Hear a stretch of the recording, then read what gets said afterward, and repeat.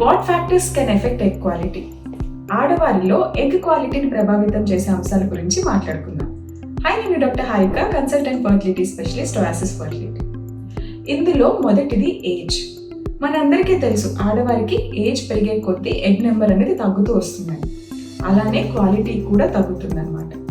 Younger ఉమెన్కి quality బాగుంటుంది, but 30-35 years తర్వాత నుంచి ఎగ్ క్వాలిటీ అందరికీ తగ్గుతూ వస్తుంది. అలానే మిగతా వాటిలో ఫస్ట్ వెయిట్ అనమాట. ఓవర్ వెయిట్ ఉంటే ఇన్సులిన్ రెసిస్టెన్స్ ఇలాంటి హార్మోన్ ఇంబ్యాలెన్సెస్ వల్ల ఎగ్ క్వాలిటీ అనేది తక్కువగా ఉండొచ్చు. And nutrition.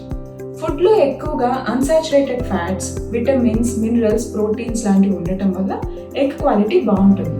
అలానే అన్హెల్దీ ఫుడ్, ప్యాకేజ్డ్ ఫుడ్ ఇలాంటివి ఎక్కువ కన్జ్యూమ్ చేస్తే ఎగ్ క్వాలిటీ అనేది తక్కువగా ఉంటుంది. And next important thing, physical activity. ఎవరైతే ఫిజికల్లీ ఇన్యాక్టివ్గా ఉంటారో వాళ్ళ ఎగ్ క్వాలిటీ తక్కువగా ఉంటుంది. రోజు 30 మినిట్స్ అయినా యాక్టివ్గా ఉండటం వల్ల హార్మోన్ ఇంబ్యాలెన్సెస్ అన్ని సెట్ అయ్యి ఎగ్ క్వాలిటీ ఇంప్రూవ్ అవుతుంది అనమాట. And next important thing, smoking, alcohol, caffeine intake ఇవన్నీ కూడా ఎగ్ క్వాలిటీని ఇన్ఫ్లుయెన్స్ చేస్తాయి. అలానే స్ట్రెస్ అండ్ స్లీప్ కూడా. 8 hours of sleep is always good for egg quality. And other కండిషన్స్లో మెయిన్గా మెడికల్ కండిషన్స్ అనమాట. ఎలాంటివంటే ఎండోమెట్రియోసిస్ లేదా ఒవేరియన్ సర్జరీస్, ప్రీవియస్ సర్జరీస్ ఏమైనా అయ్యాయో, లేదా ముందు ఏదైనా క్యాన్సర్ ట్రీట్మెంట్స్ తీసుకుంటే కూడా ఇవన్నీ ఎగ్ క్వాలిటీని తగ్గించవచ్చు.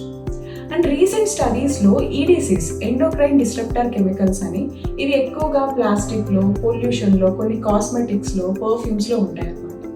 ఇవన్నీ కూడా లాంగ్ టర్మ్లో ఎగ్ క్వాలిటీని తగ్గించే ఛాన్సెస్ ఉంటాయి.